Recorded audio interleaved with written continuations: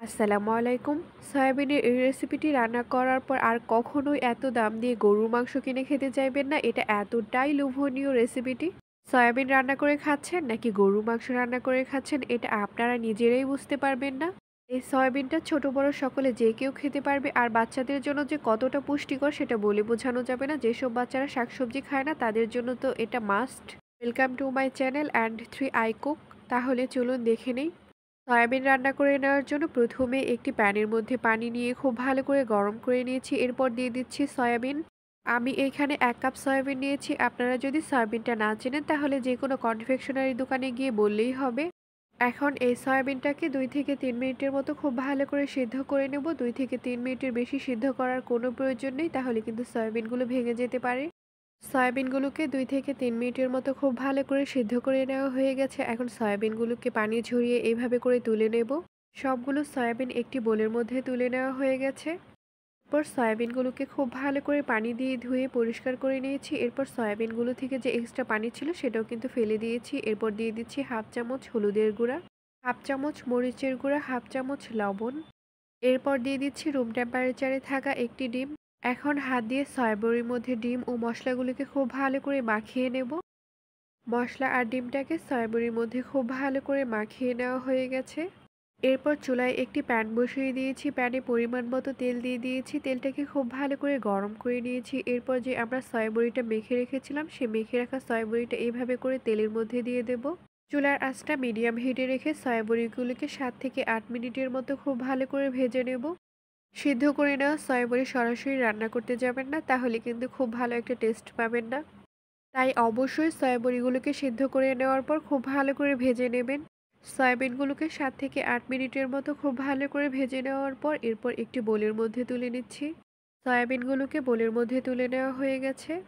এরপর এই একই প্যানের মধ্যে আমরা সয়াবিনগুলোকে রান্না করে নেব। সয়াবিনগুলোকে রান্না করে নেওয়ার জন্য প্যানে পরিমাণ মতো তেল দিয়ে দিয়েছি। এরপর দিয়ে দিচ্ছি ১ কাপ পেঁয়াজ কুচি। চুলার আঁচটা মিডিয়াম হিটে রেখে পেঁয়াজ কুচিগুলোকে হালকা করে ভেজে নেব। খুব বেশি ভাজার প্রয়োজন নেই, হালকা করে ভেজে নিলেই হবে। পেঁয়াজ কুচিগুলোকে হালকা করে ভেজে নেওয়া হয়ে গেছে। এরপর দিয়ে দিচ্ছি গরম মশলা। আমি এখানে ২ টুকরা দারুচিনি, ৪ থেকে ৫টি এলাচ ও একটি তেজপাতা দিয়ে দিচ্ছি। এরপর এই পেঁয়াজ কুচির সাথে গরম মশলাগুলোকে হালকা করে ভেজে নেব।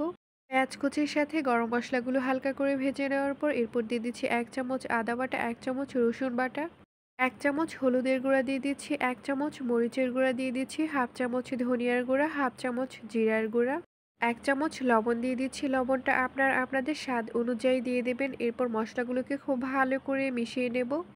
মশলাগুলোকে খুব ভালো করে নেড়েচেড়ে মিশিয়ে নেওয়ার পর এরপর দিয়ে দিচ্ছি ১ কাপ টমেটো কুচি। টমেটো কুচিটা পুরোটা অপশনাল, আপনারা চাইলে ব্যবহার করতে পারেন আর না চাইলে স্কিপ করতে পারবেন।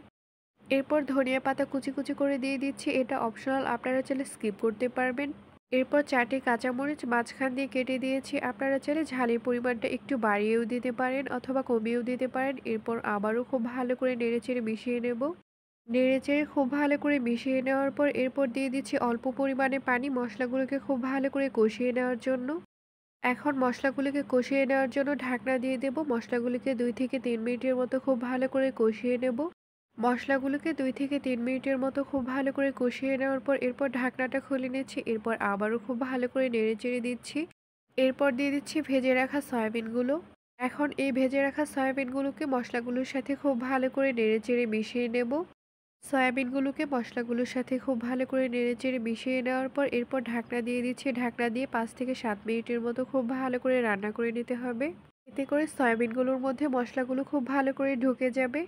৫ থেকে ৭ মিনিটের মতো সয়াবিনগুলোকে রান্না করে নেওয়ার পর ঢাকনাটা খুলে নিচ্ছি। এরপর সয়াবিনগুলোকে আবারও খুব ভালো করে নেড়েচেড়ে দিচ্ছি। এরপর দিয়ে দেব পানি।